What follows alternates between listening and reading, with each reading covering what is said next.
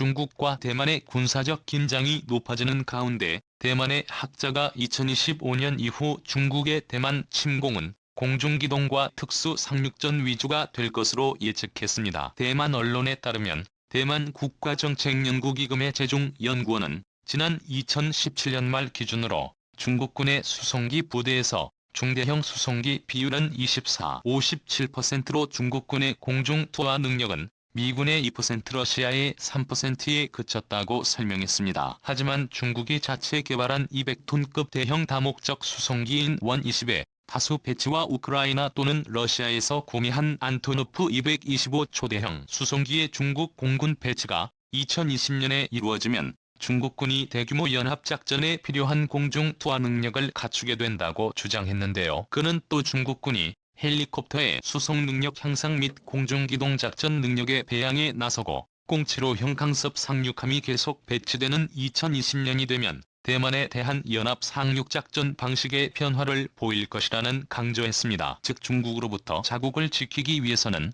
그 무엇보다 공군력이 우선시된다고 설명하였는데요. 제 연구원은 2017년 건군 100년을 만든 중국군의 대만 침공 가능성에 대해서는 중국군의 병력과 물자의 적재적시 투입, 제1열 도선과 제2열 도선 사이의 모니터링 능력, 중국군 주요 작전 부서의 연합작전 숙련도 등이 관건이 될 것이라고 풀이했습니다. 열도선이란 중국의 대미 군사방어선이 곧 또한 미국의 대중군사 봉쇄선으로 제1열 도선은 일본 오키나와 대만 필리핀 말라카 해협을 잇는 가상의 선을 의미합니다. 제1열 도선은 일본 이즈 반도 괌 사이판 인도네시아를 잇는 선인데요. 그는 또 미군 고위층은 2025년을 기점으로 중국군의 군사력 증강이 매우 뚜렷하게 예상되는 반면 미군은 여러 요인으로 전력 증강의 고비가 올 수 있는 것으로 우려하고 있다고 전했습니다. 결국 대만은 자체적으로 군사력을 증강해야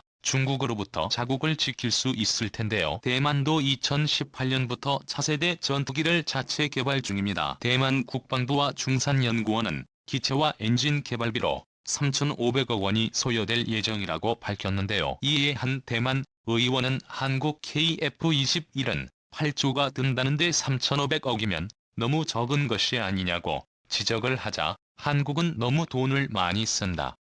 우리는 3,500억 원이면 충분하다고 답했습니다. 그러나 현재까지 대만의 차세대 전투기에 관한 자세한 스펙은 제대로 알려진 바가 없어 대만의 전투기 사업은 여러 가지 의구심을 갖게 만들고 있습니다. 이에 대하여 일각에서는 대만이 겉으로는 자체 개발을 한다고 하면서 뒤에서는 한국의 KF-21을 수입하기 위해 준비하는 것이 아니냐는 주장이 나오고 있는데요. 채널 명군 타이거 보도과 알림 설정 진심으로 감사드립니다. 현재 대만 공군의 주력 전투기는 F-16입니다. 대만은 A형과 B형 등 140여 대를 보유하고 있습니다. 그러나 F-16은 기령이 오래되고 부품과 장비의 노후화로 차세대 전투기의 대체가 불가피한 상황인데요. 문제는 대만은 FA-11나 F-15의 도입을 요구하나 미국은 대중국 위협론을 적극적으로 어필하면서도 대만에 판매하지 않고 있다는 것입니다. 그 이유는 대만 내 친중 세력이 여전히 존재하고 있기 때문인데요. 또한 대만이 다른 유럽제 전투기를 도입하는 문제도 중국의 외압 때문에 쉽지 않다는 것이 국제 정치 현실입니다. 그렇기 때문에 대만은 한국의 KF-21에 큰 관심을 가지고 있는데요. 세계 최정상급 5세대 전투기 KF-21은 2016년 체계 개발에 착수지 5년 만에 시제기가 세상 빛을 봤습니다. 이는 항공기 개발 선진국 사례와 비교해도 기적과 같은 속도인데요. 당초 KF-X 사업의 목표는 F-16 플러스급 즉 미국산 경전투기 F-16의 바이퍼의 성능과 비슷한 수준의 45mm 5세대 전투기 개발이었습니다. 개발 과정에서 성능 목표치가 상향 조정되면서 5세대 중 최상급으로 5세대 전투기에 필적하는 수준이 됐는데요. 현재까지 알려진 재원을 종합하면 전반적 성능은 유럽 유로파이터 타입은 프랑스 라파엘러 시아수 35를 능가할 것으로 기대됩니다. 2030년까지 KF-2만 120대가 우리 군에 배치될 전망인데요. 구체적으로 살펴보면 2026에서 2018년 공대공 전투능력만, 지난 블록의 버전 40대 2029에서 2030년 성능 개량으로 공대지 공대함 능력을 갖춘 다목적 전투기 블록이 버전 80대가 도입됩니다. 한국은 2030년대 초 완벽한 스텔스 성능을 갖춘 블록 3버전 개발도 검토하고 있습니다. 이것이 성사된다면 중거리 공대공 미사일 도발과 소형 활공 유도 폭탄 SDB 4발을 갖춘 5세대 전투기가 될 전망인데요. K2021 블록 1위는 내부 무장창이 없다는 점만 제외하면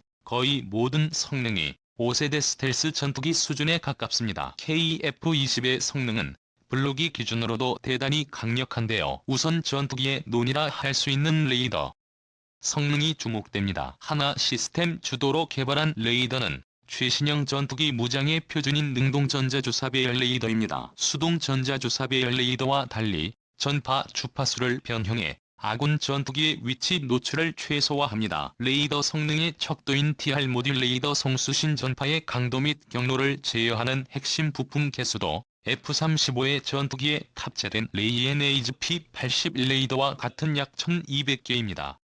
KF-21은 센서 표적 능력도 갖출 전망인데요. 센서 표적은 레이더와 적외선 탐색 추적 장비 IR 스틱 전자광학 표적 추적 장비 EGP 등 전투기에 탑재한 다양한 센서의 데이터를 고성능 컴퓨터로 통합하는 기능입니다. 전투기의 전방위 탐지 능력을 대폭 강화할 수 있으며 적 스텔스기에 대한 대응 능력도 제고할 수 있습니다. 여기에 조종사의 헬멧과 연동한 조준 시스템제의 HMCSE가 탑재되는데요. 헬멧 장착 조준 시스템도 조종사의 시선에 맞춰 미사일 등을 발사할 수 있기에 공중 근접전에서 우위를 점할 수 있습니다. 특히 KF-21은 다양한 무장을 선택할 수 있는 것이 장점입니다. 기존 4세대 전투기의 기본 무장 M61 레벨 컴포에 더해 외부 파일론의 최대 7.7톤까지 각종 무장을 탑재할 수 있습니다. 미국제 IM-120 암남 중거리 공대공 미사일 AIM과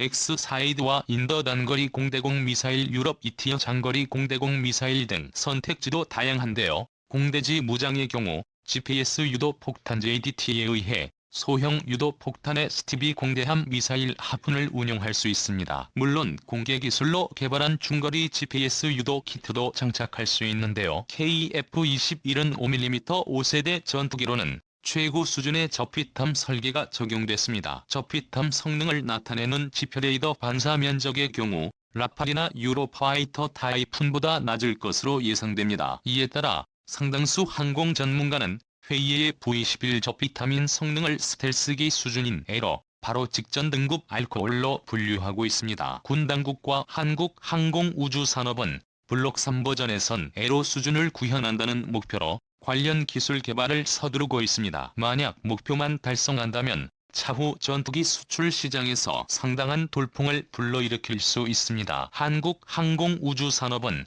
키예프의 대단 가격을 6,500만 달러 약 85만 50만 원 수준으로 예상한다고 밝혔습니다. 동급 기종인 미국 JFK-20 8F 슈퍼 호넷의 항공기 가격은 6,700만 달러 약 7,408억 18만 90만 원 선인데요. KF-21과 유사한 중국 FC-31은 7천만 달러 약 7,081억 6,900만 원 인도 TDBF는 7,100만 달러 약 790여 9,990만 원 정도입니다. 미국은 자국 전투기를 아무 국가에 다 팔지 않습니다. 그렇기 때문에 대만조차도 미국 전투기를 쉽게 구매할 수 없는데요. 따라서 미국에서 전투기를 구매할 수 없는 제3세계 국가들을 공략하여 KF-21의 수출 대박을 터뜨리길 기원합니다.